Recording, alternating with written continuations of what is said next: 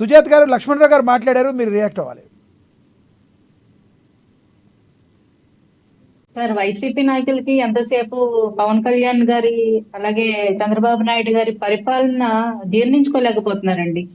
వచ్చిన దగ్గర నుంచి కూడా ఆ ఇచ్చిన హామీలు నెరవేరుస్తూ ఒక పక్క మొత్తానికి మూలన పడిపోయిన రాష్ట్ర ఖజానాన్ని చక్కదిద్దుకుంటూ, అలాగే ఫీజులు రియంబర్స్మెంట్ సార్, ఏదైతే వైసీపీ ప్రభుత్వం బకాయిలు పెట్టిందో ఫీజు రియంబర్స్మెంట్ చేసుకుంటూ రైతుల దగ్గరికి ధాన్యాన్ని కొనుగోలు చేసి వాళ్ళ బకాయిలు తీర్చకపోతే ఈ ప్రభుత్వం వచ్చిన తర్వాత బకాయిలు తీరుస్తుంది సార్. కొన్ని వేల కోట్ల బకాయిలు తీర్చారు ఇప్పటి వరకు, అది వీళ్ళకి కనిపించదు. టీడీఎస్ రైతుని పట్టుకుంటే అక్రమంగా మన దేశ సంపదను అంతా దోచేస్తుంటే, మన ప్రజలకి, పేద ప్రజలకి ఇచ్చే బియ్యాన్ని పక్క దేశాలకు అమ్ముకుంటుంటే వాటి మీద ఉక్కుపాదం మోపుతుంటే వీళ్ళకి కడుపు మంటగా ఉంటుంది ఈ రోజు. ఎందుకంటే మరి వారి నాయకులు ఈ యొక్క అక్రమ సంపాదనను అడ్డుకుంటున్నారు కదా. పవన్ కళ్యాణ్ గారు, చంద్రబాబు నాయుడు గారు ఒక ప్లాంట్ ప్రకారం అన్ని ఒక్కొక్క దాంట్లో కూడా ఒక్కొక్క శాఖలో కూడా ప్రక్షాళన చేసుకుంటూ పోతుంటే వీళ్ళకి మింగుడు పట్టలేదండి.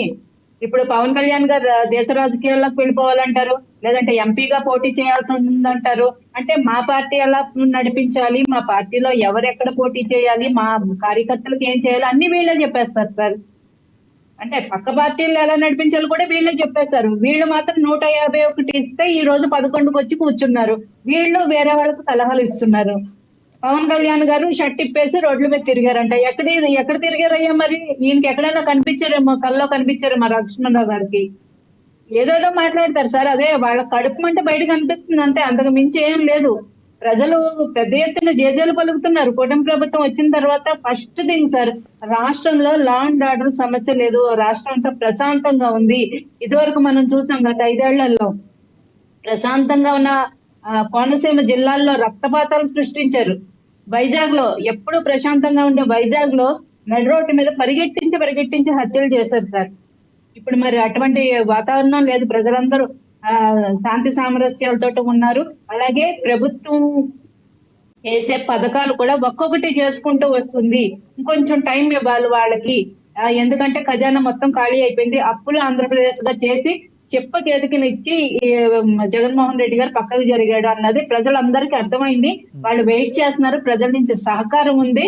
అలాగే ఈ ప్రభుత్వం తీసుకుంటున్న చర్యల మీద ఇంకా చెప్పాలంటే సార్, ప్రజల నుంచే ఒత్తిడి పెరుగుతుంది మా పార్టీ మీద కానీ, కూటమి నేతల మీద కానీ, మా కార్యకర్తల నుంచి, అలాగే ప్రజల నుంచి. ఎందుకంటే వీళ్ళు గత 5 ఏళ్లలో ప్రజల్ని ఏ రకంగా హింసించారు, ఏ నియోజకవర్గాల్లో ఎంతెంత భూములు కబ్జా చేశారు అన్నది ఒక పెద్ద చాంతాడంత లిస్ట్ ఉంది సార్. వాళ్ళందరి మీద చర్యలు తీసుకోవాలి అని చెప్పి ఈ రోజు రెడ్ బుక్ అంటున్నారు. రెడ్ బుక్ అని ప్రజలే కోరుకుంటున్నారు. ఈ రోజు అది అమలు చేయాలి. అటువంటి ఏదైతే మా యొక్క హక్కుల్ని కాలు రాసిన వాళ్ళందరినీ శిక్షించాలని ప్రజలు కోరుకుంటున్నారు. ఈ రోజు ఏదైతే అధికారులు వాళ్ళకున్న అధికారాలని దుర్వినియోగం చేసి ఈ వైసీపీ నాయకులకి వత్తాసు పలికారు, వాళ్ళందరికీ శిక్ష పడాలని ఈ రోజు ప్రజలు కోరుకుంటున్నారు. ఆ ప్రకారమే ప్రజల అభీష్టం ప్రకారమే ఈ రోజు పరిపాలన సాగుతుంది. ప్రజలు కోరుకున్నవన్నీ జరుగుతున్నాయి. వాళ్ళకి సంక్షేమం జరుగుతుంది. యాజ్ వెల్ యాజ్ ఏదైతే అవినీతిగా సొమ్మంతా మనం దోచేశారో అవన్నీ కూడా కట్టించే పనిలోనే ఈ రోజు ప్రభుత్వం ఉందండి. వీళ్ళు ఎంత కడుపు మంట బయట పెట్టుకున్నా పవనే వెపన్ అని అంటున్నా, కంక్లూడ్ చేయండి దాని గురించి. ఖచ్చితంగా పవన్ కళ్యాణ్ గారు వెపనే అండి. రాష్ట్ర అభివృద్ధికి, అలాగే దేశ సుస్థిరమైన ప్రభుత్వం ఏర్పాటు చేయడానికి పవన్ కళ్యాణ్ గారు ఒక వెపనే అండి. ఫుల్లీ లోడెడ్ వెపన్ అని అనుకోవచ్చు. రైట్ చౌదరి గారు, కంక్లూడ్ చేయండి.